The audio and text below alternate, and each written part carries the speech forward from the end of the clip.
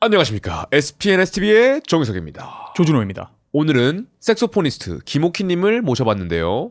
무슨 얘기 나눴죠? 르세라핌, 패싸움, 90년대 한국 방송 분위기. 그리고 재즈에 대한 이야기를 나눠봤습니다. 더 뜨거운 연장전 연상을 위해서라면 엔젤 투자자 멤버십 가입 부탁드립니다. 감사합니다.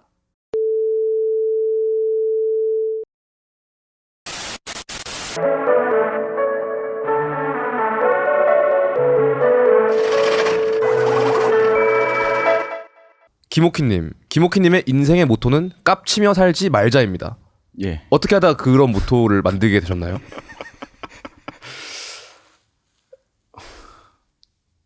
어릴 때부터 좀 겸손해야 된다는 생각을 많이 했던 것 같아요. 오, 어렸을 때부터. 네. 오. 그러니까 그 초등학생 때부터 왜 그런지 모르겠는데 그냥 이 거만한 사람을 보면 좀 기분이 나빴어요. 왜 그런지 모르겠어. 그렇게 살다가 이제 음악을 하면서 이렇게 보니까 항상 겸손해야 된다는 생각을 들더라고요. 그러니까 제가 뭐 다 사람들이 다 아무것도 아닌데 타인을 무시하는 행동을 할 때가 많잖아요. 저도 그런 뭐 지금도 가끔 그렇고 그런 시절이 좀 있었는데 이 예를 한번 들어야 되겠다. 그 어떤 TV 프로를 보고 있었는데 무키무키 만만수라고 알죠. 그 친구들이 이제 나왔어요. 근데 저는 그때 막 재즈에 완전 심취했을 때요. 스탠다드 재즈만 하고 그 외의 음악은 다 쓰레기다. 이런 생각을 갖고 있었던 때인데 무키무키 만만수가 나왔어요. 근데 막 이거 못 보겠는 거야. 무키무키 만만서 좀 틀어주세요. 네. 도저히 못 보겠는 거야. 근데 그러고 나서 이제 세월이 한 1, 2년 흘렀어요. 그러고 나서 제가 이제 홍대로 들어가서 이제 음악을 생활을 시작했는데 어느 날 봤는데 너무 멋있는 거예요, 애들이. 시간이 좀 지나고 보니까. 지나고 보니까. 그거는 이제 TV로 봤을 때는 조금 아니다라고 느꼈는데 실제로 만나 뵙고 멋있다라고 느낀 거예요? 아니면 아니야, 그냥 이제 시점만 바뀐 거예요? 홍대에서 이제 음악 생활을 하면서 여러 뮤지션들을 봤잖아요. 보고 이제 저도 이제 음악적으로 확장을 하고 그 친구들의 음악을 들었는데 진짜 기가 막힌 거지. 이렇게 좋은 뮤지션을 내가 너무 바보 같았다. 그래서 공연 섭외를 같이 해서 한번 같이 연주도 했었어요. 근데 너무 좋더라고. 그리고 너무 똑똑해. 이 사람들이 음악적으로도 되게 뛰어난 지식을 갖고 있고 내가 까불었던 거죠. 그래서 진짜 까불면 안 되겠다. 남을 함부로 남의 음악을 판단하면 안 되고 진짜 깝치지 말고 살아야 되겠다. 그런 생각을 그때부터 조금씩 했던 것 같아요. 그 무키무키 만만수의 벌레라는 노래가 있습니다. 벌레. 근데 요게 그 라이브 클립이 아마 이거 유명해가지고 보시는 분은 아마 다 보셨을 겁니다. 처음 들어보네요, 저는. 네. 한국의 재즈 밴드인 건가요? 아니요. 그 재즈 밴드 아니고 그냥 세 번째 거 보면 될 것 같은데. 그 장르를 모르겠어요. 근데 들어보시면 네? 요거거든요.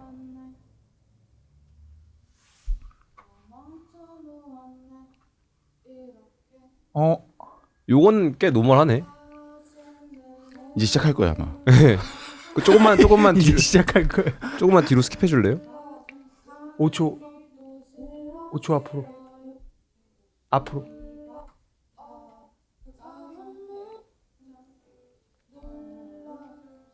비주얼부터가 좀 심상치가 않긴 하네요. 네. 사실 요즘에는 홍대 요런 등지에서 인스타그램 영향을 받아가지고 저렇게 얼터너티브하게 타고 다니는 학생들이 많습니다. 그게 주류까지는 아니더라도 네. 좀. 하지만 요게 아마 몇 년도죠? 2010년도 그 정도 되나요? 그쯤 될 거예요. 네. 그때는 한국에 이런 분들이 많이 없었어요. 네. 그래서 뭔가 저희가 그 외계인이라고 하잖아요. 한국에서 약간 좀 음악 재밌게 하면은 저도 그렇고. 그래서 이런 분들이 약간 외계인 선배님이 아닌가라는 생각이 드는데. 두 번째 거야 저거. 이거? 네. 네, 여튼 저런 겁니다. 저런. 네. 근데 또 같이 공연을 했을 때도 너무 좋더라고요. 그 막 이런 것만 있는 게 아니라 노래도 너무 좋고. 또 지금은 무키 씨는 음악 안 하시는 걸 알고 있고 만수 씨는 이제 이민희 본명을 해가지고 이민희님. 자기 거 이제 활동하는데 너무 잘하잖아요. 그래서 하여튼 뭐 저 계기였던 것 같아요. 깝치면 안 되겠다. 항상 초등학교 때부터 그 생각하기는 쉽지 않은데. 초등학교 때 좀 트리거가 있었나요? 저도 개인적으로 그 삶의 모토 정도는 아닌데 그 제가 어릴 초등학생 때 승리가 빅뱅의 승리가 이제 TV에서 나오는 걸 보고 너무 깝치는 게 너무 꼴 보기가 싫은 거예요. 그래서 저도 그게 있었거든요. 이제 깝치는 사람 별로 안 좋아하는 게 이제 승리로부터 제가 좀 배운 게 있었어요. 아, 저거는 안 된다. 그 정도까지 진짜 느꼈구나. 혐오를 했어 진짜 그때. 와 저렇게는 살면 안 되겠다. 그러면서 저게 내가 제일 싫어하는 사람이 저거 나라는 게 그게 되게 성립이 되게 빨리 됐단 말이에요. 그래서 좀 그런 트리거 같은 게 있었나요? 저도 좀 그런 게 있었어가지고. 저 이순신 장군님을 엄청 좋아했었거든요. 지금도 예. 좋아하고 엄청 그 저의 3대 위인이 있는데 그중에 1번 이순신이었어요. 그래서 그 초등학교 가면은 앞에 그 동상 있잖아요. 그 동상 앞에서 항상 인사를 하고 들어갔었어요. 그러니까 저는 약간 좀 무슨 느낌이냐면은 그 영소울 올드소울이라는 터럼 있잖아요. 그러니까 이제 윤회 기반으로 생각을 했을 때 영소울은 윤회 뭐 10회차, 20회차고 올드소울은 이미 삶을 많이 살아본 거예요. 기억은 없겠지만. 근데 뭔가 올드소울 에너지가 있는 것 같다. 뭔가 그런 좀 그러니까 초등학교 때 이순신 동상에게 인사를 하고 겸손을 느끼지 않았을까? 그 보면 딱 그 앞에 그 시조가 써 있어요. 한산섬 달 밝은 밤에 큰 칼 옆에 쳐고 깊은 시련만이 그런 거 있잖아요. 이거 뭔가 무슨 뜻이죠? 모르겠어요. 어디야 그 장군님이 그때 힘들었을 때 있잖아요. 마지막 그 하객지 펼치기 전에. 네, 장군님이 힘드셨을 때. 그때 장군님 슬럼 시절. 네, 난중일기에 아마 쓰셨던 그 시조였던 것 같아요. 그 유명한 시조인데 그게 앞에 그래서 써 있었단 말이죠. 그래서 그걸 항상 읽고 외우면서 다니면서 그때 겸손을 배우지 않았나. 장군님을 보면서. 숙제도 아니었는데. 그렇죠. 약간 좀 연결점이 뭔가 있었나 보다. 특히 그 초등학생 때 진짜 무의식대로 살 텐데 거기서 이순신에게 뭔가 끌렸다는 것은 무언가가 연결점이 확실히 있었겠네요. 그리고 다른 이야기일 수도 있는데 좀 재밌네 이 이야기가. 제가 초등학교 때 꿈이 닌자였어요. 닌자 보면 절대 깝치지 않거든. 항상 지붕에 붙어 있잖아. 어디 뭐 이런데 숨어 있고. 숨어 있고 쇼군의 시키는 대로 하는 거잖아. 충성을 다하고 어떤 이 사람을 위해서 시키는 거 다 하고 자기를 드러내지 않고. 그런데 좀 멋을 느꼈던 것 같아. 그 스텔스 간지. 네. 그런 거에서 뭔가 조금씩 이런 지점이 있지 않았나. 근데 요걸 보니까 네. 아마 왼쪽에 닌자를 보시고 닌자가 되고 싶다고 생각하셨을 오른쪽 것 닌자는 같은데 아니고 오른쪽에 근데 진짜 닌자. 리얼 닌자라고 하네요. 약간 어쨌든 그 농민들 사이에 숨어야 되니까. 언더커버 그러네. 느낌. 맞네. 그치. 언더커버 느낌. 근데 왼쪽 저건 이제 약간 그 밤에 이제 침입할 때는 저 옷을 아마 입었을 수는 있겠네요. 잘 안 보여야 되니까. 근데 저는 겸손이란 키워드를 저는 오히려 여기였어요. 저는 오히려 지금 약간 나이가 들어가면서 겸손이란 거에 대해서 더 생각을 하고 있는데 저는 초등학교 때 뭔가 역겸손이었거든요. 겸손하면 뭔가 싫었어요. 그게 뭔가 손해 같은 느낌. 그냥 겸손이란 거 나를 낮추는 거잖아요. 근데 초등학교 때 저는 막 내 자신을 부풀리는 거에 되게 집중을 했던 것 같고 마음속으로는 할 수 있는데 근데 또 들어보니까 그 말도 약간 와닿긴 하는 것 같아. 그러니까 제가 이제 겉으로는 겸손을 하지만 사실은 마음속에서는 그 내가 짱이기 때문에 너 밑에 무릎 꿇을 수 있다. 그 연결 지점이 궁금하네요. 닌자가 숨어 있다가 언제든지 칠 수 있잖아요. 하지만 물론 말이 안 맞는 것 같긴 한데 봐주고 있다. 어떤 나는 너한테 충성을 하기로 했으니 그냥 간다. 어쨌든 그 겸손이라는 것이 내면에 뭔가 강력한 힘이 있어야 가능한 것이고 그 멋을 예. 초등학교 때 느꼈었던 거네요. 그런 것 같아요. 그 이순신 장군님의 스트러글을 보면서 뭔가 외유내 강타입. 그런 게 있네요. 맞아요. 뭐 그렇게 표현할 수 있겠네. 근데 약간 그 저희가 사는 사회에서는 뭔가 요즘은 좀 아무래도 덜 그런 것 같긴 한데 이 머리 하신 지 얼마나 되셨어요? 이제 10년 된 것 10년. 같아요. 네. 근데 10년 전까지만 해도 뭔가 이런 머리를 하면은 약간 겸손이라는 키워드랑은 조금 다르게 봤을 것 같거든요. 왜냐면 사람들이 그리고 이것이 결국엔 튀는 거고 그것이 뭔가 누군가가 보기에는 얘 뭐 깝친다 이렇게 볼 수도 있는 거잖아요. 그렇죠. 근데 이건 이제 어떤 뭐라 해야 될까 패션인 거고 나의 마음의 깝침은 아니니까 이건 어떤 그냥 그리고 이 모습도 제가 어릴 때부터 하고 싶었던 모습이거든요. 이 드레드하고 뭐 수염 기르고 요 모습이 진짜 어릴 때부터 하고 싶었던 모습이어서 그런 생각은 못 해봤던 것 같아요. 근데 이런 경험이 있어요. 예전에 그 제가 한번 드레드 말고 블레이즈라고 따은 머리를 한 적이 있었는데 그때가 제가 20살 때니까 엄청 옛날이네. 97년인가 8년인가 그랬던 것 같아요. 그때 그거를 제주도 가서 했어요. 근데 어느 동네 갔는데 슈퍼에서 할아버지가 너네 동네로 썩 꺼지라고 그랬어 저한테. 와 이방인 취급을 예. 그때만 해도 그런 머리가 잘 없었으니까 그거를 그 기억을 생각해 보면은 그 할아버지한테는 제가 깝치고 있었던 거지. 그렇죠. 근데 그때는 되게 상처였는데 지금 생각해 보면은 뭐 그럴 수 있겠다. 할아버지 입장에서는 그런 생각이 드네요. 요즘 그러면은 어떠한 걸 보시면 좀 이 친구 좀 까부네 요런 거 좀 있나요? 이러한 포인트에서 겸손 왕이 보는 겸손하지 않은 이 친구 좀 모습. 겸손하면 좋겠다 이런 코드 같은 것들 있잖아요. 겸손맨이 말하는 겸손하지 않음.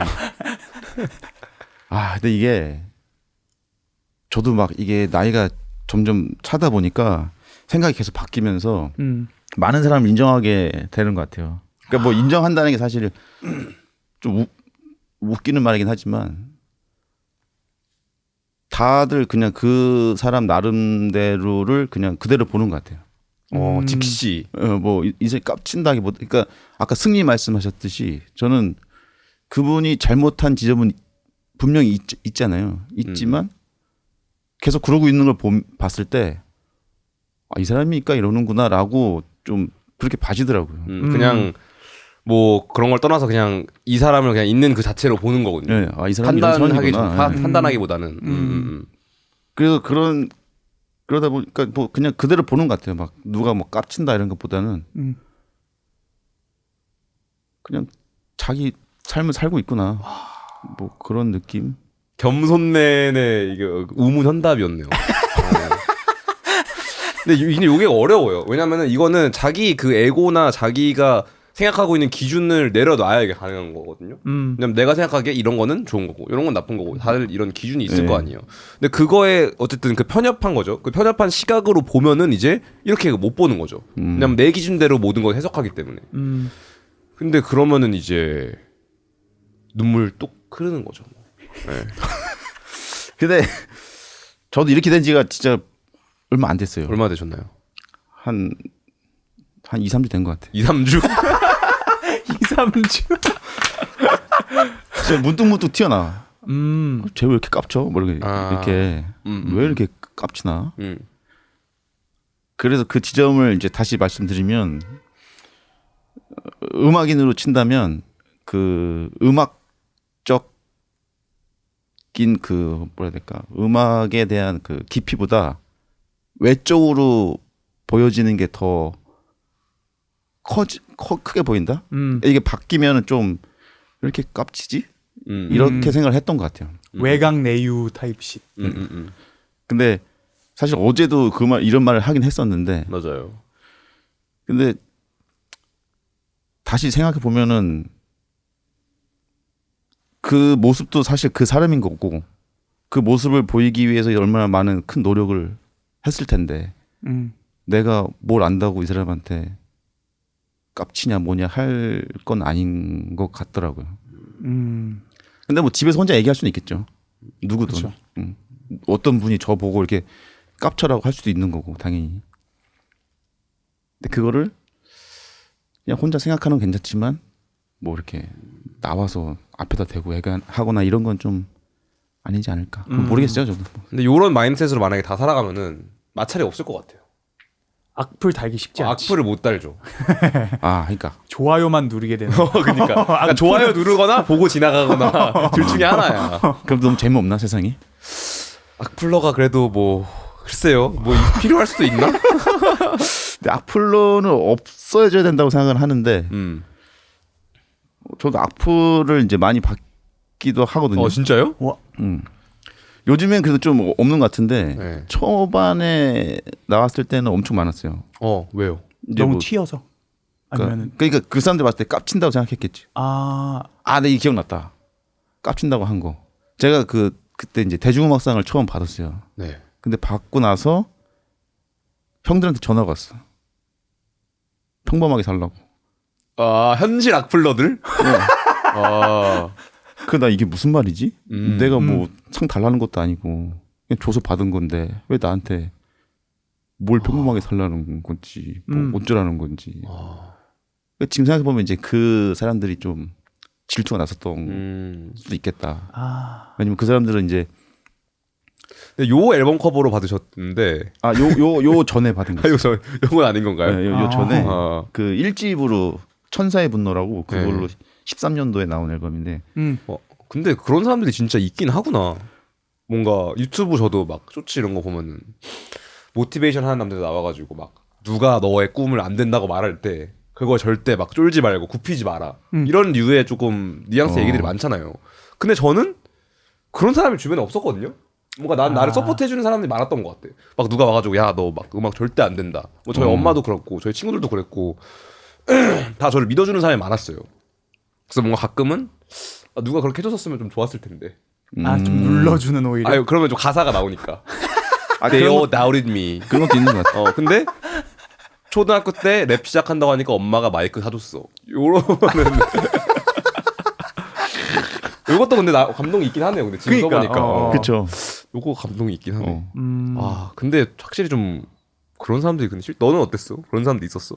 뭔가 이거 시작한 어쨌든 준호가 원래 투자자였어요. 근데 이제 요 유튜브 일로 넘어온 건데 좀 주변에 좀 그런 얘기 없었나요? 하나 있었네요. 오케이. 이게 또 헤이터 헤이팅은 아니었는데 좀 비슷했던 것 같아요. 그러니까 근데 저는 막 상을 탄 건 아니었으니까 뭔가 이런 좋은 계기로 그런 말을 기점으로 계기를 한 게 아니라 그냥 뭐 너 유튜브 땡땡 형? 땡땡 형이 이제 너 이렇게 하면 안 돼. 너 이렇게 하면 사람들 안 봐. 너 그냥 벌써 이제 망한 거야. 뭐 요런 느낌으로 이제 얘기를 벌써 했는데 망한 거야라고 했나요? 예. 진짜로? 그러니까 뭐 돈 벌고 싶으면 이렇게 했으면 안 돼. 벌써 망한 거야. 좀 요런 느낌으로 갔거든요. 그 이제 엔터 업계 종사하시는 분이에요. 네. 근데 그분 입장에서는 뭐 그렇게 생각할 수 있죠. 네. 예. 없을 것 같아. 네네. 또 다른 즉시. 그러니까 그거를 이런 잘한 사람들의 이야기를 듣고 내가 이거를 알아서 잘 융합해서 판단해 나가는 게 중요하다고 생각을 그렇죠. 하거든요. 맞아요. 그래서 저는 좀 그걸 듣고 많이 그 동력으로 삼았어요. 아니면 내가 더 잘 알아. 좀 요런 감성. 내가 혈기쉿? 내가 I'll prove you wrong. 뭐 이런 느낌으로 가긴 했는데 좀 기분이 나쁘긴 했습니다. 그치. 예, 기분이 좋진 않았어요. 예, 좋진 않았어요, 뭔가. 근데 지금 좀 틀림을 증명한 것 같아요? 아니면 어떤 것 같아요? 아직 멀었죠. 아직 멀었나요? 예, 아직 그분이 맞는 거예요. 현실의 그 세계가 잔혹하더라고. 그 형이 땡땡형이 맞았을 수도? 아니 업계에서 20년을 일한 이유가 있더라고. 그렇지. 디렉이 맞아. 그렇지. 함부로 말하진 않았을 거 아니에요, 그분도. 그쵸. 맞아. 근데 뭐 사실 막 우리를 막 안 좋아하는 형은 심지어 아니니까. 우리를 좋아하고 제가 생각하기에 우리 걸 안 보는 사람도 아니어가지고 그냥 무턱대고 싫어하는 느낌도 아니었어요. 그러니까 더 잘 되라고 이제 그렇게 해준 거였던 것 같은데 그냥 제가 받아들이기에 조금 저도 그거에 대한 자격지심이 좀 있는지라 그래서 더 이거를 좀 듣기 싫은 방향으로 받아들였던. 근데 제가 어떤 지금 연결성이 제 머릿속에 생겼냐면은 그 지금 얘기들을 조합해 본 결과 만약에 내가 어떤 사람을 보고 이 사람 판단하지 않아요. 직시를 해요. 이 사람은 그냥 그런 사람이구나. 근데 내가 요걸 할 줄 알면은 누가 나한테 이런 피드백을 했을 때 이거를 개인적으로 받아들이지 않고 이 사람은 나에 대해서 이런 생각을 하는구나 하고 뭔가 그 갭을 줄 수 있는 것 같거든. 그래서 감정적인 반응을 안 할 수가 있는 것 같아요. 그런 장점이 또 있다는 생각이 갑자기 드네요. 아 겸손하게 생각을 하면 맞지. 그럼 이제 사실 내가 겸손하면은 남들도 나를 공격할 수가 없는 거지. 왜냐면은 어쨌든 내가 만약에 어떤 사람을 보고 이 사람이 있는 그대로 받아들이는 것이 아니가 내가 내 편협한 시각으로 이 사람을 판단해요. 그러면은 다른 사람이 나한테 그렇게 했을 때 그거를 그냥 100% 객관적으로 그 사람은 이 의견인 거야가 아니고 나랑 개인적 연결을 하게 된단 말이에요. 그 말을. 왜냐면 나도 그렇게 보기 때문에. 그래서 조금 힘들어지는 경우가 있는 것 같은데요. 네. 그러면 그 김옥희님은 음악을 시작하신 계기가 어떻게 돼요? 왜냐면 전에는 이제 춤 비보이로 많이 활동을 하셨었고 그래도 한 20대 중반쯤에 음악을 시작하신 걸로 제가 알고 있거든요. 그 음악을 이제 하고 싶었어요. 어릴 때부터 하고 싶었었는데 춤을 어쩌다 보니 시작하게 된 거죠. 그러니까 고등학교 때 제가 이제 안양에서 학교를 나왔는데 고등학교를 그 학교가 서울에서 전학 온 친구들이 많았어요. 그러다 보니까 그 친구들이 이제 뭐라 해야 될까 음악도 다양한 음악을 듣는 친구들이 많았고, 그러니까 뭐 메탈 듣는 애도 있고 힙합 듣는 애들도 있고, 쿨한 애들, 뭐 춤추는 애들도 있었고, 그러니까 그 친구들한테 음악도 많이 접하면서 이제 좀 내가 하고 싶은 걸 할 수 있겠구나라는 생각을 조금씩 했던 것 같아요. 그러다가 반에 어떤 친구가 먼저 그 백업 댄서가 됐어요. 먼저 고등학교 때부터. 그때 그 탁재훈 님이 건 꽂고 그 전에 혼자 했던 X인가 뭔가 그런 게 있었어요. 탁재훈 X. 그래서 와줘라는 노래인데 거기에 댄서로 들어갔었어요. 그래서 그 친구가 음악 하고 싶으면 이태원을 와라. 그 당시. 그 당시에. 그래서 이태원을 갔죠. 그때가 이제 그 예스나이트라고 소방서 앞에 소프 있었던데. 네. 그럼 맞아요. 맞아요. 소프? 아닌가? 소프 있었던데 아닌가? 소프는 문나이트. 맞아. 문나이트고 예스나이트는 그 소방서 바로 건너편에 그냥 나이트요. 일반 나이트였어요. 근데 학생 때 아니었나요? 지금 맞죠? 좀 펌킨 클럽 뭐 이런 그런 거 있는 쪽. 지금은 뭐가 있는지 잘 모르겠어요. 그때는 민증 검사 안 했나요? 도어에서? 했죠. 근데 그때는 이제 뭘로 갔냐면 DJ 형들 소개해 준다고.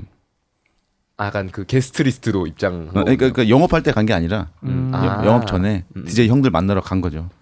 가서 이제 그때 이제 뭐 스크래치 이런 것도 좋아하고 힙합 문화에 물들어 있으니까 DJ를 만나면 스크래치를 배울 수 있겠다라는 생각으로 간 건데 그때 당시에 한국에 스크래치를 하는 사람이 없었어요. 이게 몇 년도죠? 이게 96년? 5년? 네. 오케이. 그때인 것 같아요. 그래서 이제 뭐 이렇게 형들한테 얘기를 하니까 어떤 형이 그랬어. 음악 하고 싶으면 춤을 춰야 돼. 그 당시 메타. 왜냐면 제가 듣는 스토리로는 저희가 아는 막 유명 이제 댄스 가수들 있잖아요.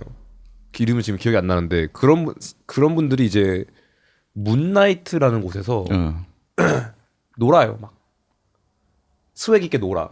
그럼 그때 연예 관계자들 다 거기 가요. 거기에 다 뽑는 거야. 야, 너 잘 노네. 야, 나와. 그래서 노래 주고 프로듀싱하고 너 춤춰. 이렇게 해가지고 데뷔하는 경우가 되게 많았더라고요. 맞아요. 네. 그래서 춤이 그 당시 되게 메타였습니다. 네. 그래서 춤을 배웠어요. 거기서 이제 배우면서 그러다가 이제 춤을 추다가 그냥 춤을 계속 추게 된 거죠. 그냥 쳐서 췄으니까 이제 또 재밌더라고 추니까. 근데 저는 그 시절 너무 아름다운 것 같아요. 뭔가 저도 꽤 어렸을 때부터 힙합을 시작하긴 했는데 저희 때 메타는 이제 약간 정글 라디오 이런 거였어요. 이런 힙합 커뮤니티 사이트들이 있거든요. 뭐 힙앤랩 네이버 카페라든지 그런 데서 이제 잔혹계라고 하는 자작 녹음물을 올리는 게시판 이런 게 있었어요. 그래서 거기서 유명해지면 이제 약간 조금 하입 될 수 있는 가능성이 있고 이런 시절이었었는데 이게 그 MC 스나이퍼 사운드 시절입니다. 대략 뭐 15년 전인데 근데 뭔가 그때보다 그 형대가 더 감성이 있는 것 같아요. 막 스크래치를 배우고 싶어서 요즘 유튜브 보면 다 배울 수 있잖아요. 그러니까 그때는 뭐 돈 주고 배울 수 있는 것도 아니고 그냥 찾아가야 되는 거잖아요. 그러니까 무조건. 그리고 이제 맞으면서 배우고. 맞으면서 했어. 월차례 받고 막. 스크래칭 배우는데 스크래칭 배우고 뭐 춤 춤도 배우고 그러려면 그렇고, 무조건 이제 맞는 거는 기본빵으로 하는 거고 거의 군대죠 뭐. 그 뭐 하여튼 온갖 막 시달림 받으면서 그걸 견뎌내야 이제 할 수 있는 거니까. 그리고 이제 배울 때도 없고 절실하잖아요. 맞을 수밖에 없네요. 네, 뭐 맞아도 뭐 좋지 뭐. 이거 춤 배우니까 막 TV 나오는 형들이 막 알려주고 그러니까 좋잖아요. 그래서 그러면서 배우다 보니까 그러다가 이제 그 방송을 하게 된 거죠. 백업 댄서를 하게 된 거예요. 오. 누구로? 그때 혹시? 처음에 시작한 게 뉴투투라고. 뉴투투. 투투 하다가 혜영 누나가 투투 하다가 이제 투투가 찢어지고 따로 뉴투투라고 좀 댄스 음악처럼 나왔어요. 네. 혜영 누나가 주축으로 돼서 그래서 이거 멋있다. 이거의 댄서로 처음에 들어갔어요. 네. 이거 근데 이거 활동할 때 돈 한 번도 못 받았어요. 아 그래요? 네. 공개 저격인가요? 아니. 뭐 그때 시절이니까 그럴 수 있다고 생각해. 그래서 이 활동을 그래도 한 좀 오래 했는데 돈 한 푼도 못 받고 그 어느 날 누나가 그러더라고. 방송 끝나고 KBS 가요 톱10인가 그랬던 것 같아. KBS 가요 톱 10. 너네 돈은 잘 받아? 그래서 제가 돈 나오는 거예요? 그러니까 놀래더라고. 너네 오늘 춤추면 바로 돈 주는 거야. 그때는 이제 그날 방송에 춤을 추면 그 일당처럼. 무슨 뭐라 하지? 바우처? 이런 거 갖고 그 돈 받는 데 가면 그럼 돈을 줘요. 45,000원. 그 당시면 45,000원이 꽤 큰 돈 아니에요? 그러니까 하루 거기 출연하면은 45,000원이었어요. 근데 그거를 다 단장 형이 다 해가지고 슈킹을 했다. 슈킹해서 안 준 거지. 졸라 90년도 한국 느낌이긴 하다. 맞으면서 돈도 못 받아. 근데 TV 나온다는 이유만으로 신난 거죠. 그냥 버티면서 살았던 거죠. 그러다가 이제 거길 그만두고 무용단에 들어갔어요. 그때 DMC 무용단이라고 네. 김한기 단장님이라고 계신데 지금 돌아가셨는데 그분이 이제 KBS 무용단 단장님 하시다가 우와. 나와서 뭐 자기 그 무용단을 만드신 거예요. 근데 거기 들어가서 이제 거기서는 그때는 돈을 받긴 받았죠. 조금 더 그래 아무래도 더 전문적인 뭔가 그런 느낌이니까. 근데 그 당시에 방송국 분위기 어땠나요? 너무 궁금해요. 너무 옛날이라 기억이 안 나는데 그 지금은 제가 어떤지 모르니까 네. 그때는 그 선후배 문화가 되게 셌었고 댄서 가수 이런 다 하나의 그 선후배 관계가 있었어요. 아 그럼 그건 무슨 뜻이에요? 그러니까 사실 뭐 다른 타 가수가 저한테 인사할 필요 없잖아요. 모르는 사람인데. 그쵸? 그렇죠. 근데 이제 먼저 어떤 일을 했다는 이유로 90도 인사하는 거죠. 선배님 안녕하세요. 아 데뷔 근데 이게 뭐 가수들끼리도 아니고 댄서들끼리도 아니고 약간 좀 사실은 뭐 약간 기타 치시는 분이 뭐 댄서 하시는 분한테 인사하고 약간 이러는 거네요. 그러니까 다른 현대 신입사원이 LG 저기 대리한테 90도 인사하는 거 그런 느낌인 거죠. 뭐 아예 모르는 사람인데. 그러니까요. 그리고 그때는 좀 그 엔터테인먼트가 좀 이게 그 건달이 많이 껴 있어가지고 이거 재밌는데. 네. 좀 험악했었어요. 그게 좀 기억나는 에피소드 있으신가요? 패싸움을 한번 했어요. 와 SBS 이름 그때 뭐였지? 하여튼 무슨 SBS 가요 프로그램이었는데 가요대전 뭐 이런 거였나? 아니 그 매주 하는 그 무슨 프로그램이었는데 저쪽에 있을 때 발산역 쪽에 그때 SBS 방송국 있을 때 등촌동 그때 이제 저는 임지령이라고 대만 가수 있어요. 대만 배우인데 가수 같이 하는 사람이었는데 그분이 한국에 내한을 왔다가 그 사람 춤 댄서를 못 데리고 오니까 안무가만 오고 이제 저희가 그 사람 춤을 했는데 그 안무 중에 딱 자세 잡고 딱 서가지고 손을 딱 이렇게 올리는 포즈가 이게 있어. 네. 근데 이제 그 리허설 때 카메라 리허설 때 어떤 모 여가수분이 하시고 계신 거야. 근데 우리는 이제 그 방청객 의자에 앉아가지고 애들이 그 이걸 연습하고 있었어. 이게 오해한 거야. 뻑한 줄 알고, 욕한 줄 알고 오해한 거야 그쪽에서. 그래서 갑자기 그 회사 대표 사장님이 오시더니 지금 욕한 새끼 나오라고. 누가 했냐고. 그 얘네들은 뭐 이상하잖아요. 자기 뭐 욕한 적이 없는데 왜 갑자기 왜 그러다가 한 명을 끄고 나갔어요. 옆에 있던 얘를. 그래서 막 때리는 거야 밖에서. 아예 다른 모르는 사람인데. 모르는 사람이죠. 네. 그때부터 이제 시작됐지. 나가자. 거기서 막 소화기 던지고 막 그 2층에서 패싸움이 나온 거야. 막. 대박이다. 그쪽 사람들 매니저 와서 막 싸우고 우리 댄서들 막 싸우고 싸우다 이제 경비 아저씨 와서 말리고. 대박이다. 하고서 결론 어떻게 됐냐면 그쪽은 엔터 사장이잖아요. 그리고 좀 깡패였어요. 우리는 그냥 댄서고. 네. 그래서 그 저희 댄서의 팀장 형이 대표로 싸대기 몇 번 맞고 끝났어. 마음을 줬어. 존나 90년도 한국 바이브다. 대박이다. 서로 싸대기. 아직도 기억나. 그냥 무릎 꿇고 앉아가지고 싸대기 한 2대인가 맞았던 거. 모두의 평화를 위해. 야, 진짜 로하다. 그때 대박이다. 그 팀장 형을 제가 정말 싫어했었는데 나중에 나이 먹고 생각해 보니까 진짜 멋있는 사람이었다. 어렸을 텐데 팀장이었어도. 지금 생각해 보면은 한 25 정도 됐던 것 같아요. 와, 진짜. 존심 버리고 그냥. 네. 그러니까 이 팀을 위해서, 이 방송국의 평화를 위해서 자기가 그냥 2대 맞은 거죠. 깔끔하게 끝났어요. 진짜 폭력으로 점철됐던 사회긴 하다. 그런 게 비일비재했을 것 같아요. 그때는. 그때 뭐 그리고 이제 대통령이 한번 바뀌면서 누구였는지 기억이 안 나요. 근데 그 영어 티셔츠 안 되고 귀걸이 안 되고 다 안 되는 거예요. 대박. 근데 댄서를 그때 다 귀걸이가 다 있었거든요. 네. 근데 이태원에서 배웠는데. 그때 투투 할 때였어요. 그 회사 이사님인가 그랬던 것 같아. 그분이 딱 한 마리 기억나요. 카마레 귀걸이 걸린 새끼를 기대기 다 찢어버린다고. 누가요? PD가? 아니 그 팀장님이. 이사님이. 그분 무서운 사람이었거든요. 그분도 좀 건달이셨나요? 개 무섭다. 그때 다 그런 사람도 있었어. 다. 또 뭐 자꾸 생각나네. 웃긴 게. 네. 알려주세요. 근데 지금 잠깐만 얘기하다가 순간 까먹었어요. 네. 굉장히 골 때리는 게 하나 있었는데. 이게 또 아무래도 시간이 거의 30년 전입니다. 이게. 그러네. 95년이면은 30년 전이에요. 90년도가 30년 전이라는 게 충격이긴 하다. 맥스 20년 전 정도로 생각하고 있었는데. 그러니까 얼마 안 된 것 같은데. 그때 당시 이태원 분위기가 어땠어요? 지금과 다르게. 지금이랑 좀 비교해 봤을 때. 그때는 완전 할렘가였죠. 오. 그 이태원 그러니까 그때 이태원역이 없었잖아요.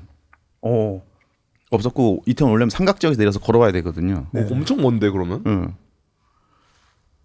그런데 그 이태원 입구에서 서방서까지 오려면 던전을 거쳐야 돼. 네, 좀 과장되게 얘기하는 수도 있는데 그 옷 파는 형들이 있어요. 거길 거쳐와야 돼. 이제는 이제 그 아주머님들이 이제 아이러브 코리아나 슈프림 짝퉁을 판매하는 고거리 말씀하시는 거 맞죠? 그치. 그 약간 카트 같은 거 꺼내와가지고 그냥 큰 길 있잖아요. 네네네 그 맞아요 거기. 맞아요. 네. 빅 사이즈 많이 팔고. 빅시스터 그때부터 있었거든요. 네. 그 빅시스터라는 옷가게가 네. 드스 댄스 형들 거기서 다 옷 사고 그 길을 건너오는 게 일단 첫 번째 관문. 그걸 이제 어떻게 거쳐서 싹 넘어오면 근데 사실 뭐 판매상이니까 뭐 어떻게 할 수 있는 건 없지 않아요? 그냥 사세요 이런 느낌 아니에요? 네, 이제 끌고 와가지고 이렇게 좀 이렇게 근데 이제 해코지하거나 나이가 뭐 어리니까 무서운 거야 그것도. 막 형들이 막 되게 막 친절하게 하는 게 아니라 네 어떻게 해요? 좀 정확히 지금 기억은 안 나요. 뭐 멘트가 기억은 안 나는데 좀 무서웠어요 모든 게 다. 좀 깡패 같고. 물론 지금 생각해 보면은 되게 착한 형들이었겠죠. 열심히 사는. 열심히 살고 뭐라도 팔아야 되니까. 근데 그때 당시에는 저도 너무 어리고 뭐 여러 숨을 잃었으니까 그것도 무서웠던 거죠. 여기 넘어오는 자체가 일단 또 밤이고 일단 넘어왔어. 소방서까지 왔어요. 그러면 이제 그 안쪽으로 들어가야 되는데 그때는 신분증 검사를 했어요. 앞에서 경찰이. 그냥 거리에서. 그러니까 6시 이후에는 신분증 검사를 해야 들어갈 수 있었어. 그 보강동 쪽으로. 그렇죠. 보강동 쪽 말고 그 소방서에서 강거리 쪽. 그 시장 안쪽으로 해야 되나? 오케이. 그쪽으로 들어가려면 네. 시장 쪽과 그 소방서 앞에서 경찰 분이 그 신분증 검사를 했어요. 되게 재밌다. 그래서 미성년자는 못 들어가고. 네. 근데 그때만 해도 이 인터넷 시대가 아니잖아요. 그렇죠. 무전으로 하거든.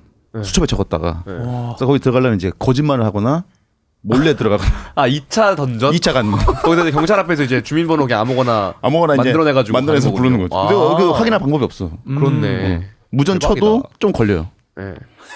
그러니까 그 사람들 귀찮잖아. 그러니까 네. 수첩에다 적거든요, 이렇게. 뭐 대충 불러서 들어가는 거죠. 뭐. 그리고 사람들이 많이 다닐 텐데 그거 다 일일이 적을 수도 없고. 근데 이제 딱 봐서 이제 좀 어려 보이는 애들 잡는 거죠. 예. 그런 분위기였고 이제 뭐 지금처럼 이렇게 막 세련되지도 않았고 좀 무서웠죠. 할렘 가했지. 그리고 그 안쪽에 이제 들어간 오락실이 있는데 지금 없어진 것 같아요. 그 시장 들어간 쪽에 오락실이 있었는데 거기가 이제 모든 그 외로운 영혼들이 모이는 외롭다면 어떤 느낌인가요? 집에 가야 되는데 못 가잖아요. 새벽이니까. 거기서 이제 하루 숙박하는 거죠. 오락실에서 오락실에서. 철권 그 앞에서 이렇게 엎드려 자는 거예요? 그렇죠. 그래서 그 야구 게임 있어요. 야구랑 축구 있는데 그게 이제 100원 넣으면은 좀 오래 할 수 있는 이제 그런 거 하고 옆에서 그냥 누가 하는 거 앉아서 구경하고 이렇게 그런 재미가 있었죠. 요즘이랑 진짜 많이 다른 느낌이긴 하다. 지금 되게 멋있어졌잖아요, 이태원. 그쵸. 와, 저때 완전 Can you slow down a little bit? 저기 홍콩인데요, 거의? 저거는 멋있다. 도쿄 느낌. 간지나네. 여기가 어디 쪽이죠? 지금 되게 눈이 나빠서 모르겠는데. 네. 에메랄드 저희가 지금 거기 아니야? 스타추렉 그 이슬람 마트 있는 그쪽인가? 그쪽 내려오는 그 길인 것 같은데 느낌이. 그렇네. 그 한돈이 있는 그 언덕 말하는 거. 거기서부터 이렇게 쭉 내려온 그 느낌인 것 같은데. 대박이다. 근데 저것도 내가 알기로는 어느 순간 그 네온 사인을 달면 안 되게 불법화를 시켰나?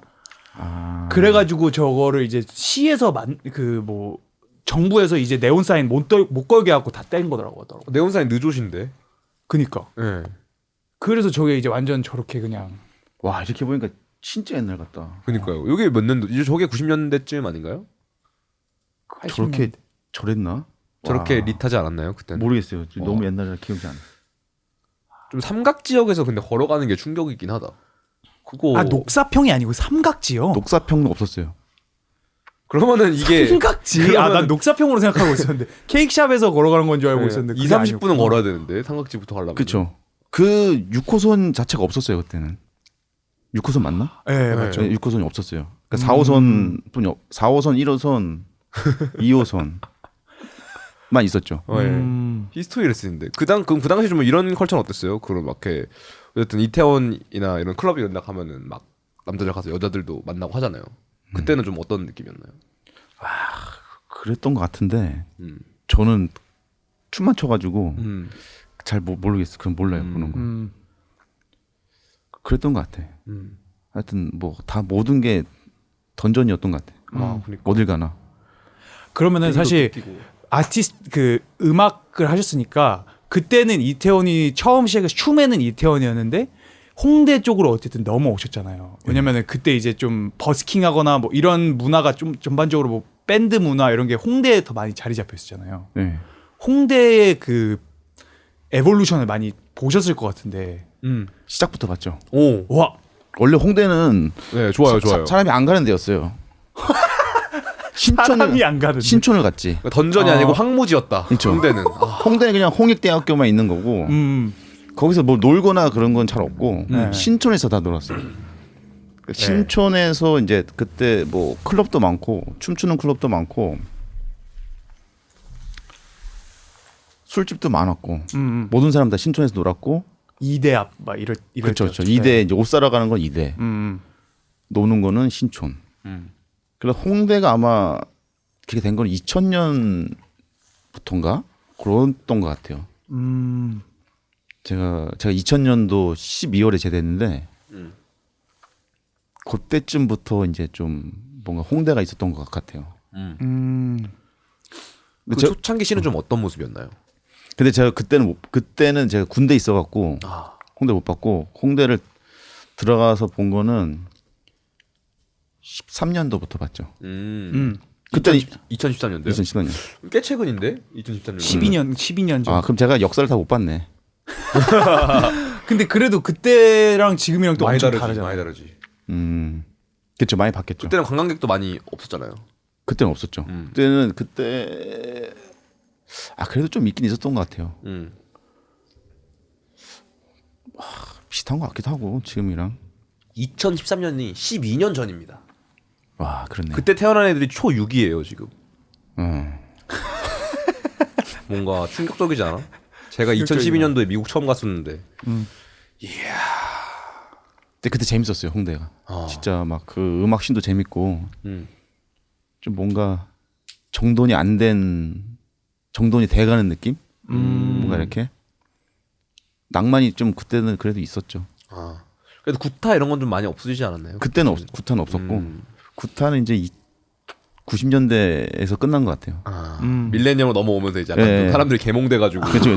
이제 뭐 Y2K 하면서 요용 그 테크노 비디오? 요 영상 있더라고요. 길거리에서 이게 테크노 맞아. 이게 몇 년도죠? 2000년도인가? 이게 2000년도 초반. 네. 이게 어디죠? 이게 그냥 그 서울 길거리에서 네. 저렇게 테크노 추고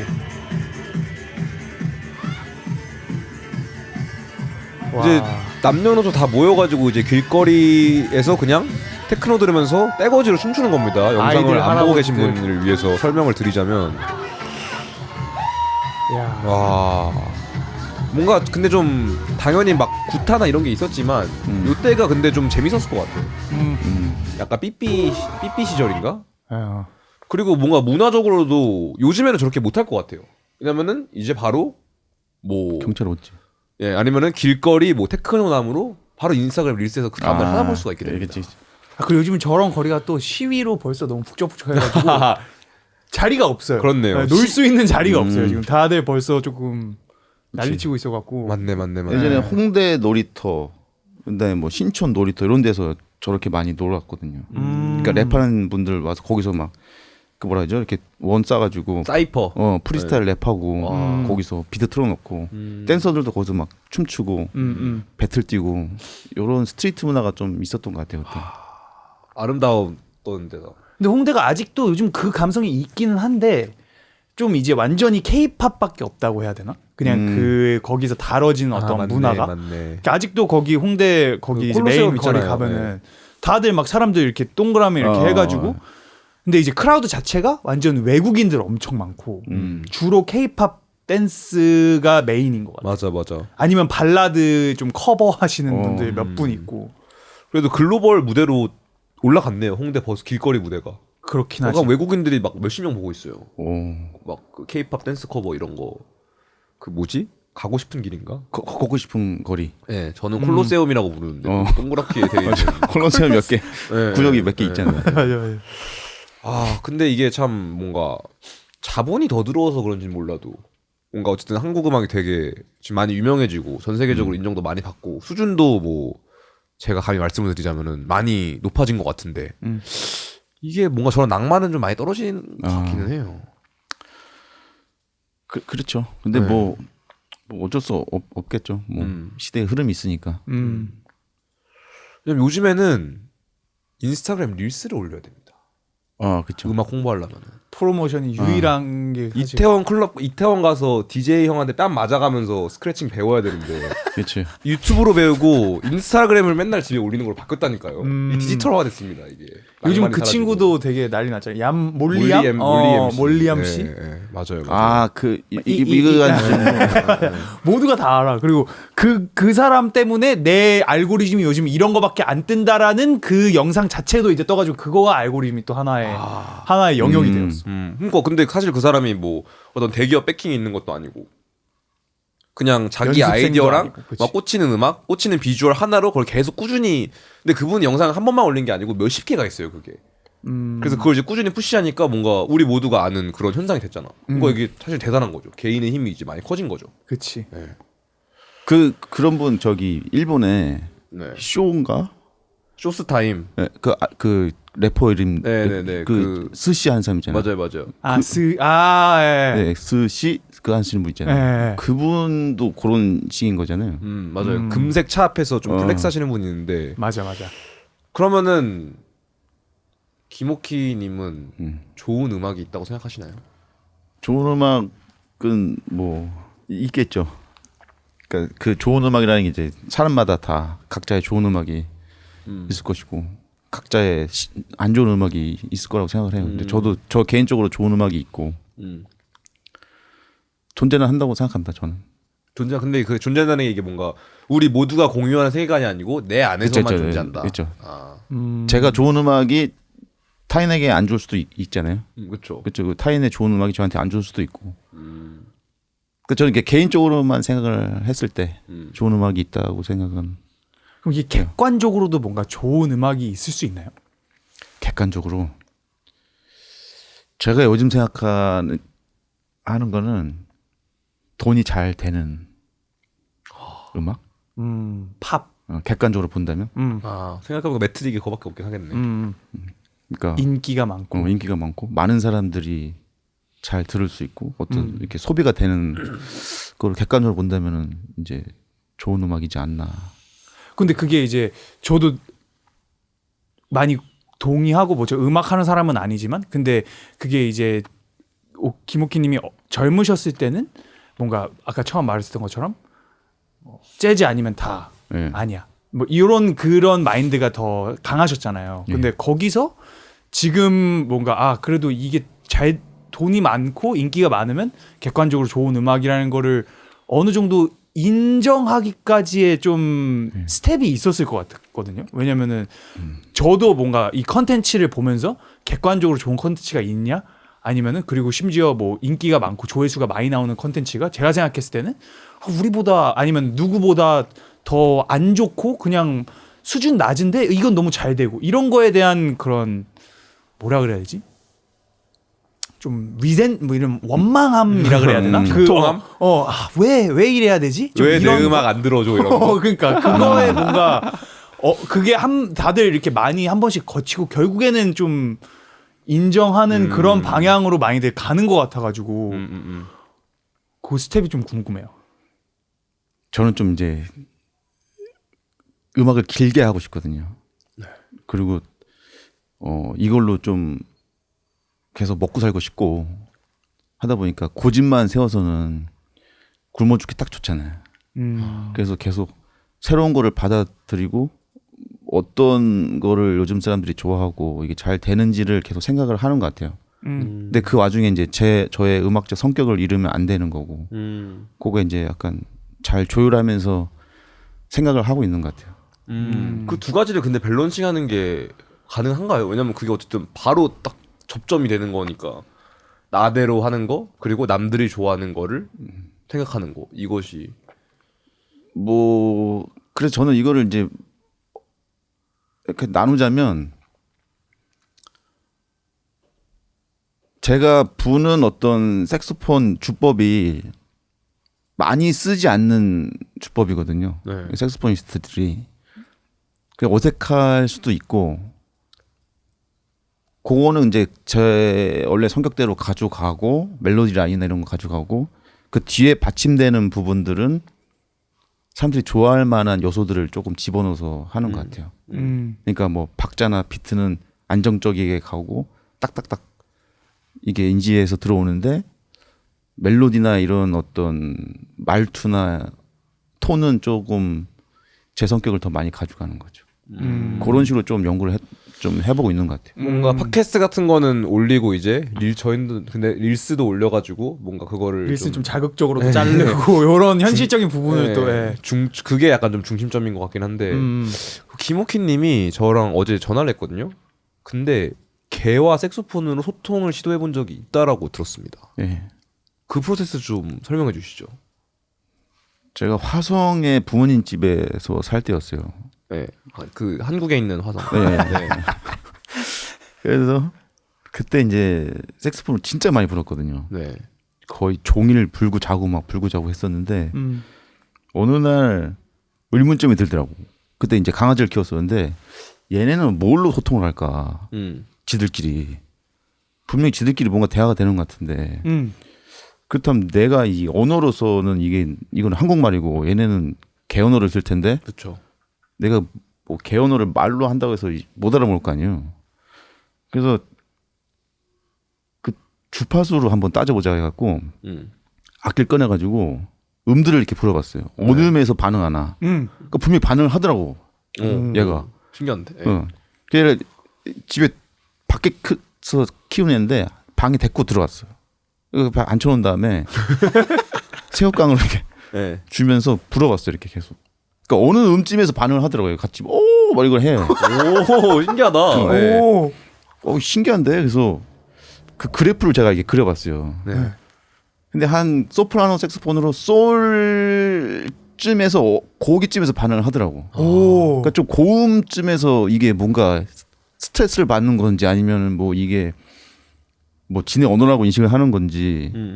그래서 소통을 이제 좀 해보려고 했는데 거기까지. 그거 더 나가지 못했어요. 근데 요거를 다음 날이나 그 다다음 날에도 똑같이 소리를 해가지고 또 반응이 온 거를 보셨나요? 그날 한번 하고 말았어요. 이건 안 된다. 그래도 반응을 일으키셨네요. 그거. 네. 신기하다. 그럼 약간 강아지가 이제 같이 이제 울면서 이제 막 소리를 맞추는 건가요? 맞추지는 않고 그냥 질문 대답을 했던 것 같아요. 네. 그 정도. 그럼 저희가 요거 어떻습니까? 최초가 아닐 수도 있겠지만 어쨌든 서울역 최초로 인간과 색소폰이 대화하는 거를 한번 시도해보는 건 어때요? 개 이후로. 네. 이 친구가 또 외계인이거든요. 맞아요. 외계에서 온 친구여가지고 탄소 생명체 A입니다.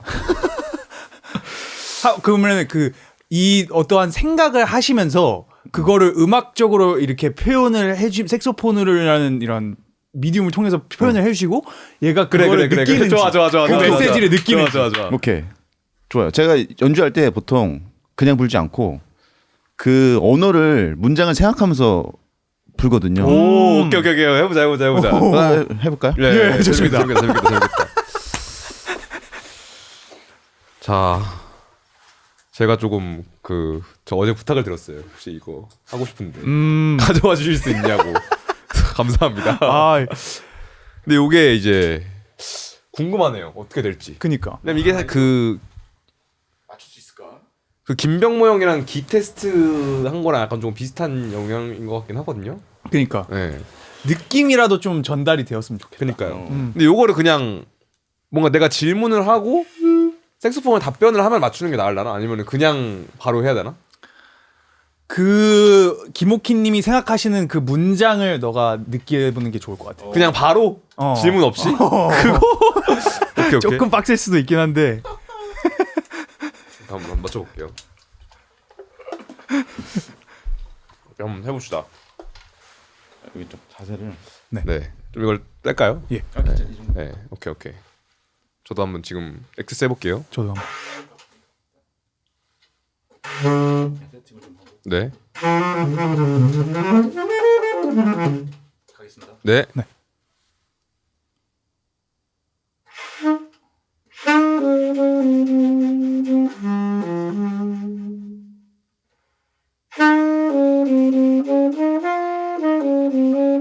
배고파요. 약간 도시락 먹는 그런 거였는데. 그래요? 도시락 본인 생각을. 어느 정도 비슷할 수도 있겠다. 오, 뭔데요? 왜냐면 욕구에 대한. 오, 나 진짜 채우는 걸 생각하고 있었어. 오케이. 나 지금 여자친구가 보고 싶다고 말하고 있었거든. 그래서 저는 약간 좀 뭐가 느껴진다면은 약간 그 밥 먹고 싶다. 근데 약간 좀 경쾌한 스텝이었어요. 좀 그런 느낌을 좀 받았거든요. 빨리 요걸 끝내고 여자친구를 보러 가고 싶은 그 경쾌한 발걸음의 어떤 그런 느낌? 그 요번엔 내가 다른 거. 오케이. 요번에 멜로디를 최대한 줄이고. 오케이. 너도 한번 맞춰봐. 오케이. 오면은 그냥 말하면 돼.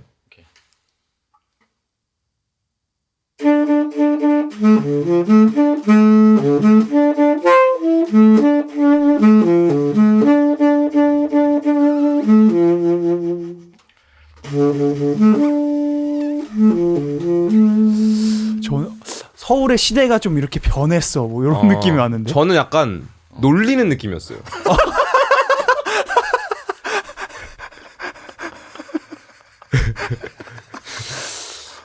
근데 왜 이렇게 얘기했는지 알 것 같아요. 저요. 네. 그 좀 구슬픔 뭔가 좀 그 그런 멜로디 라인 때문에 그랬던 거 같아요. 그리고 이제 아마 리듬 때문에 그렇게 네. 한 것 같은데. 맞아요. 무슨 생각을 하고 계시죠? 물 한 잔 먹고 싶다고 말하고. 아예 다른 거였네요. 오히려 네. 아까 처음에랑 좀 더 비슷했던. 그렇네.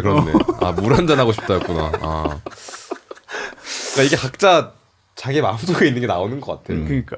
그래서 이 연주할 때 좋은 게 연주 감사드립니다. 감사합니다. 너무 고퀄이에요. 그러니까 너무 고퀄이었어. 고퀄에 그 연주 음악이 좋은 게 이제 각자 해석할 수 있잖아요. 저는 제목만 하나 던져 놓고 그에 대한 저의 생각을 멜로디로 연주하면 그걸 각자 기분에 따라서 각자 위치 지금 그 배경에 따라서 생각할 수 있으니까 그게 좋은 것 같아요. 그러니까 딱 정해두지 않아도 열린 결말로 알아서 자기 상황에 따라서 이걸 이제 자기 OST로 쓸 수 있으니까 그래서 연주 음악이 좋은 것 같은 생각을 또 다시 한번 드네요. 근데 그 김옥희님이 활동명이라고 해야 될지 그 앨범 내는 것마다 약간 이름이 다르게 나오더라고요. 예. 네, 그래서 이제 그 이름이 뭐 김옥희도 있고 뭐 아시안 뭐 리듬킹 제가 정확하게 기억 안 나요. 사우스 코리아 리듬킹즈 그리고 뭐 김옥희와 뻐드렁니 막 이런 게 버키 매드니스. 버킹 매드니스. 예. 뻐드렁니는. 근데 이게 요름들이 그 사이키델릭 요소가 있습니다. 제가 느끼기에는. 그래서 요거를 보통 좀 뻔한 진부한 질문이긴 한데 이게 뭐 그냥 어떻게 오는 거예요? 이런 이름들이? 동양 그 김옥희와 동양 청년들 막 이런 것도 있고. 저 이름 짓는 걸 좋아해요. 제목 짓는 거 좋아하고 네. 글 쓰는 걸 좋아했어가지고 그냥 문득문득 생각나요 그런 게. 그럼 요번 에피소드 제목은 뭐로 하는 게 좋을까요? 이 에피소드. 네. 와. 뭐가 좋으려나? 겸손맨 저도 좀 생각하긴 했는데. 그건 썸네일에 겸손맨. 어떤 뭐 이순신이 좀 들어가면 좋을 것 같기도 하고. 좋은데요? 뭐 코리아 이순신 뭐 이런. 이순신에게 뭐 배운 뭐 이런. 이순신 장군님에 바치는 편지 뭐 이런 느낌. 이순신과 색소폰.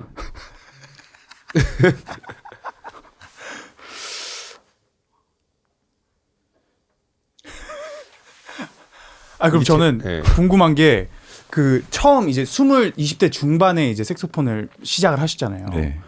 근데 이제 제가 느끼기에 한국에서 이런 연주, 이렇게 악기를 다루시는 많은 분들이 이렇게 좀 정통적으로 어떠한 이렇게 시스템에서 자라서 결국에는 이런 오케스트라나 교향 악단에 들어가는. 클래식 음악을 많이 하고 그렇게 이제 탤런트가 이렇게 발전이 되는 그런 경우가 되게 많다고 저는 생각을 했거든요. 근데 아까 말씀하시는 것도 뭐 이렇게 주법도 좀 다르시고, 그러니까 어떻게 처음 그 본인에게 교육을 하셨어요? 이걸 어떻게 배우셨어요? 처음에는 이제 학원을 갔죠. 그 홍대 동계동 상거리에 그때 중앙 색소폰이라고 색소폰 입시 학원이 있었어요. 그래서 거기 한 2달 다니고. 다니다 보니까 조금 집에서 혼자 할 수 있을 것 같더라고. 그러니까 이게 누가 봐주기만 하면 내가 이제 뭐 기본적인 거를 집에서 연습하고 어쨌든 선생님이 봐주고 고치고 이거잖아요. 그래서 내가 그냥 집에서 연습하고 누가 봐줄 사람만 있다면 될 것 같다는 생각이 들어서 그 기본 연습을 혼자 계속 하다가 그걸 했어요. 그 뮬이라는 사이트가 있는데 알죠. 거기서 그 동아리 재즈 스터디 밴드를 찾아서 그걸 계속 다녔어요.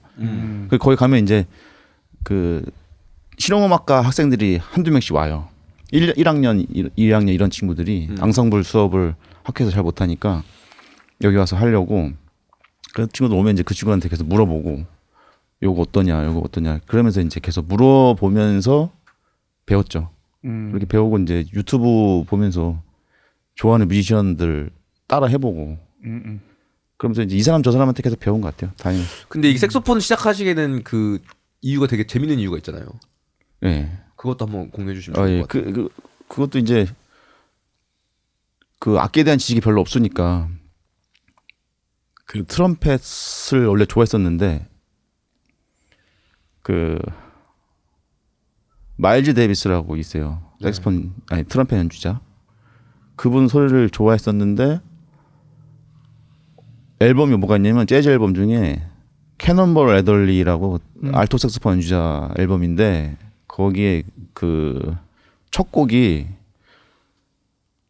오톰 리브즈라는 곡이에요. 근데 네.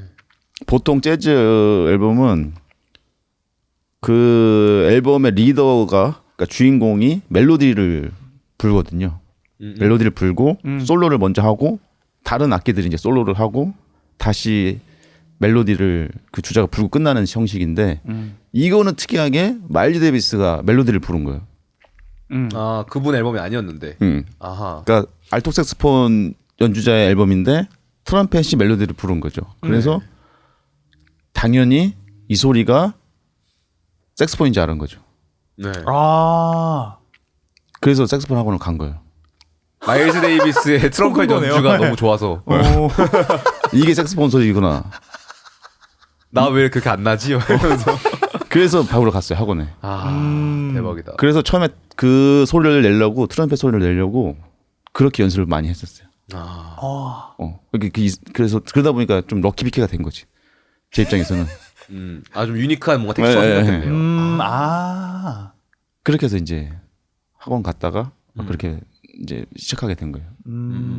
근데 막 그런 생각 없으셨어요? 어쨌든 준호가 아까 말한 것처럼 뭔가 제가 생각하기엔 이게 악기가 조금 두 갈래길이 있는 것 같은데 이제 클래시컬이 있고 뭐 재즈 간단하게 설명을 하자면은 그런 게 있는 것 같은데 뭔가 여기서 그런 고민 안 하셨나요? 아 뭐 나 진짜 전문 연주자 돼가지고 막 교향 악단 들어가야지. 근데 좀 시작을 늦게 하셔가지고 그런 생각을 못 하셨을 수도 있겠다. 아니 많이 했었어요. 많이 하고 근데 의외로 제가 이렇게 여기저기 다니면서 배우다 보니까 사람을 되게 많이 만났거든요. 네. 그러니까 오히려 학교 들어가서 배운 것보다 더 많은 사람을 만나고 더 다양한 사람들한테 배울 수 있는 계기가 됐었는데 그때 한번 그 KBS 아니야 그 뭐지 정은 노래자랑 네. 그 밴드가 있잖아요 뒤에 브라스 밴드 세션. 거기에 하시는 분의 연습실에서 연습한 적이 있었어요. 네. 그래서 거기 들어가려면 어떻게 해야 되냐 뭐 그런 생각도 했었고 근데 거기는 이제 한 분이 돌아가셔야 들어갈 수 있는 그런 시스템이 왜냐면 티오가 나야 되니까 리얼 종신 직업이네요. 네. 못 그만두는 건 아니죠? 그걸 모르겠어요. 뭐 그런 생각도 하고 그다음에 이제 계속 이런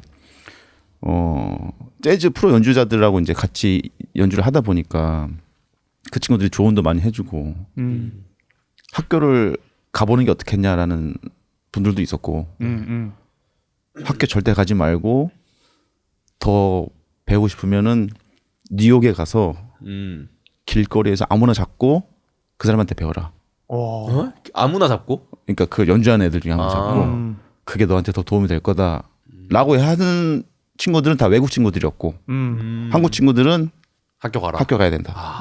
그래야 시간 강사라도 해먹지 않겠냐. 현실적인 조언이다. 네. 그러니까 두 개가 있었어요. 그래서 학교도 시험도 봤었어요. 그때 네. 서울예전이랑 동아방송대 2개 봤는데 다 떨어졌죠. 아, 떨어진 게 어떻게 보면 잘 됐죠. 음. 정말 그 떨어진 게 너무 감사하고 떨어지고 나서 그때 이제 제 앨범을 만들었어요. 그때. 그러다 그게 좀 잘 된 거죠. 근데 왜냐면 이게 사실은 그 뭔가 개인 악기를 하시는 분들 중에 이런 오케스트라나 교향악단의 니즈가 좀 더 높은 이유가 어쨌든 이거는 조금 약간 안전한 시스템인 것 같기도 하거든요. 약간 어쨌든 내가 거기 하면은 거기 들어가면은 뭐 월급도 나오고 교향악단 소손이고 공연도 어쨌든 다 잡아주는 건데 근데 사실은 뭐 래퍼라든지 이런 사람들 같은 경우에는 나 개인으로 활동하는 경우가 많잖아요. 근데 이게 악기로서 그렇게 하기가 조금 어려운 점이 있을 것 같아가지고 그러는 것 같기도 한데 어쨌든 막 잘 되셔가지고 되게 저는 좀 공격적으로 했어요 이거를. 그래서 애들 3명 해가지고 더블 베이스 있잖아요. 네. 큰 거 그 친구랑 그다음에 기타랑 앰프 들고 버스 타고 다니면서 그 부암동이나 경복궁 쪽 가면 카페가 많잖아요. 네. 거길 다 그냥 들어가는 거야. 카페 카페 들어가서 일단 우리 이런 거 하는데 한번 들어봐 달라. 괜찮으면 매주 연주를 하겠다. 5만 원씩만 달라. 네. 그렇게 해서 한 20군데를 댕겼어요. 대박이다. 예. 그래서 한 군데 걸린 거야. 한 군데 걸리니까 소문이 난 거죠. 옆 카페에서 이런 거 하더라. 그럼 딴 카페 또 가고. 그렇게 해서 이제 여기저기 다니면서 대박. 그런 연주를 많이 했던 것 같아. 작은 연주. 근데 그게 되게 좋았어요. 이게 입소문도 많이 나고 어떤 이렇게 계속 연주도 많이 할 수 있는 기회가 생기니까 사람을 상대하는 어떤 그런 것도 좀 좋아지고 멘트하는 법도 좋아지고 연주하는 법도 계속 익히게 되고. 왜냐면 집에서 하는 거랑 그 밖에 나가서 하는 거랑 아예 다르잖아요. 그래서 뭐 그런 카페 다니면서 하는 법을 그때 배웠던 것 같아요. 근데 잘해야 됩니다 일단. 이 얘기를 들으니까 그 생각이 났어요. 입소문이 그 잘하니까 입소문이 날 거 아니에요. 근데 그때 그렇게 잘하진 않았어요. 그래 겸손내네. 냉철한 메타인지. 저 잘하는 분들이 지금도 색소폰 잘하는 사람 엄청 많거든요. 네. 근데 저는 약간 이 스킬로 뭔가를 파고 들어간 것보다는 이렇게 사람을 마음을 건드린 걸로 간 것 같아요. 이게 좀 이렇게 좀 친근한 느낌? 어허. 그런 느낌으로 가서 좀 더 잘 되지 않았나라는 생각이 있어요. 그러니까 재즈 연주하면은 보통 그걸 정말 좋아해야지만 들을 수 있거든요. 그쵸.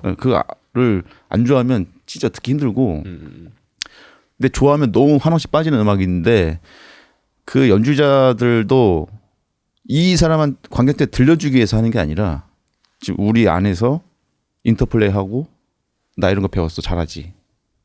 나 이런 거 할 줄 알아. 너 할 줄 알아? 이런 거거든요. 그 색소폰 둘이 만나면 배틀 뛰고 네가 이기니 내가 잘하니. 누가 더 창의적인 릭을 하는지. 내가 더 이 템포에 박자 안 나가고 빠르게 더 누가 정확히 연주하는가. 뭐 어떤 어려운 곡 더 카피 많이 했는가. 이런 대결이거든요. 그러다 보니까 관객들이 재즈 안 좋아하시는 분들은 담 쌓고 그냥 떠드는 거죠 계속. 그러니까 이 재즈랑 음악이 계속 밀려날 수밖에 없고. 근데 저는 그게 싫어가지고 최대한 좀 이렇게 에너지를 서로 교환하면서 하고 싶은 걸 연구를 많이 했던 것 같아요. 네. 그러다 보니까 좀 더 이게 더 재밌고 잘 된 거죠. 그러면 그 연구 비결은 저 연장전에서 조금 더 들어보도록 하죠. 예, 그렇죠. 재즈에 대해서 조금 더 깊게. 더 뜨거운 영상은 엔젤 구독자 멤버십 가입 부탁드립니다. 감사합니다. 베이스. SPNS